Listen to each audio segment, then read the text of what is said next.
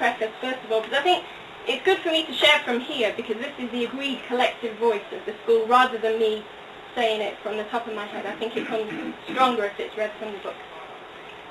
The International School for Bottom-Up Organising met in October in Caracas, Venezuela, with a small group representing 5 countries present. The group included organisers from rural communities in Colombia and Jamaica, organisers working with immigrant youth in England and with survivors of Hurricane Katrina in the US, and young students from Venezuela. Our focus is on organising of egalitarian prototypes within communities of the most oppressed. We are beginning our work in the Americas because that is where we are. We have no doubt that there are many poor, oppressed people worldwide trying in their own ways to fight for egalitarian living, and we hope to find and connect with them in an international revolutionary movement led by the most oppressed folk. We base our organising on the principles of egalitarianism, equal voice, consent, decision-making, and the oneness of hue and class as instruments of oppression. We are committed to stopping violence against women and building female leadership. We see that those at the bottom of capitalism's heap are the folk with the darkest skin, and that it is they who must lead our movement. We think that the capacity to be just is greatest amongst those who have been treated most unjustly. The capacity to distribute the world's resources equitably is greatest amongst those who have been most denied these resources. And the capacity to share and be inclusive is greatest amongst those who have been most discriminated against, most left out, locked out, and despised. This is the genius that we are searching for. Formal education might make a person better able to make money, and from the capitalist standpoint, brown people are inferior and black people more so. But the people at the bottom are the greatest geniuses on the question of humanity. The genius that is needed to save the world will not be found in the academy, nor among the people who think ideas are primary and practice secondary. The genius that is needed to save the world will be found among those who have been the most oppressed.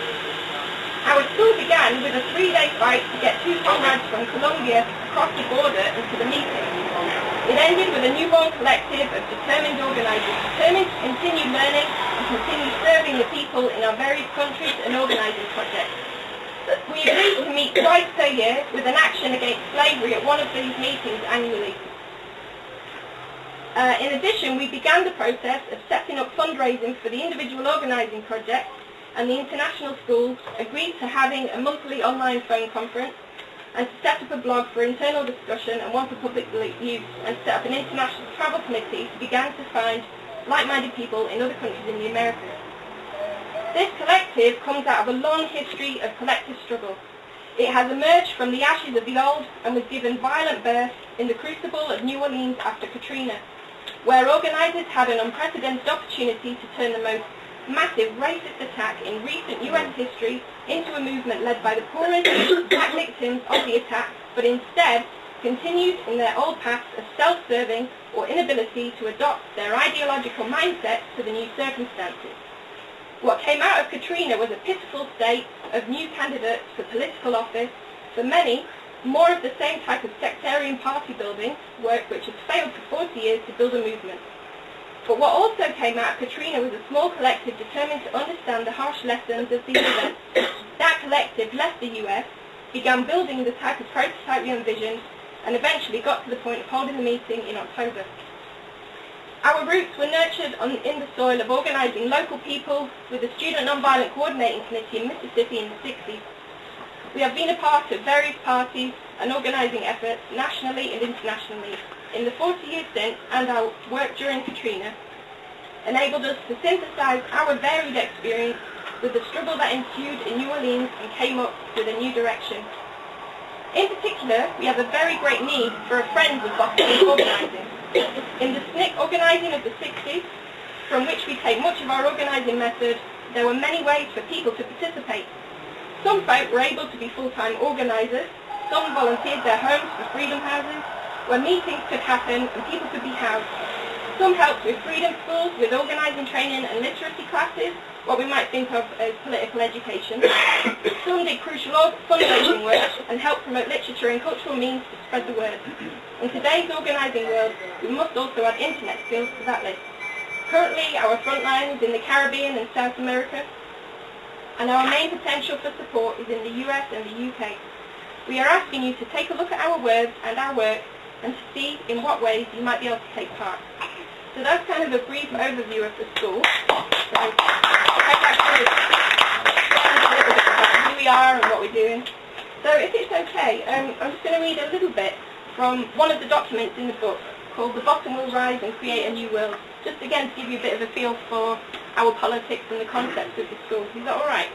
Because I'm not always a fan of kind of listening to people read and recite for too long, because I think it can be boring and you switch off. So if people are all right, then I'll carry on, yeah? It's not really right thinking that the author created that title for American consumption. You know, what we're going to do at the end is have a people circle, and it'd be really great because we want people to share like what you think, what's come up for you, your reflections upon hearing us share what we're doing. But please hold that thought, and when we have a people circle, we'd love to hear what you have to say. Yeah, it is, yeah. Thank you. Okay. So basically, I'm going to read a bit from this document here, so Bottom Will Rise and Create a New World. Bottom-up organising is about building and defending a new, just, egalitarian and loving world by creating organisations that are equal and fair and led by the people themselves. The strategy is that by running their own organisations in an egalitarian and loving way, the people on the bottom will learn how to run all of society and see that they have the power to do it. They will learn that the haves only have the power because we let them, and we don't have to let them. Bottom-up organisations will begin to govern their own communities or areas. In this process, they will inevitably have to come face to face with the haves, who are now running the communities. This will take many forms, but as organisers we realise that the haves are a ruthless enemy who will stop at nothing to keep their power and resources. We see examples of their viciousness, violence and greed all around us all the time. We will be prepared to fight fire with fire. As organisers build bottom-up organisations, an important part of our work is education. This is because the haves have deliberately kept the have-nots in the dark about everything from reading to science to history. As we begin creating a new and egalitarian world, the people on the bottom will learn and master every aspect of human knowledge. People have rebelled and tried to take back the world from their oppressors over and over again for hundreds of years, so we have a rich revolutionary history to lean on. We can learn from our ancestors' successes and from their failures. Right now in this period of history, many people feel hopeless about revolution and about our ability to create an egalitarian world. Because just in the last 100 years, many revolutions tried and failed on almost every continent of the world. One reason for this is that the leaders of these revolutions did not have confidence in the genius of the people they set out to lead. They saw a separation between the leaders and the followers. Bottom-up organising strives to eliminate this separation by training the people to lead themselves and not be followers.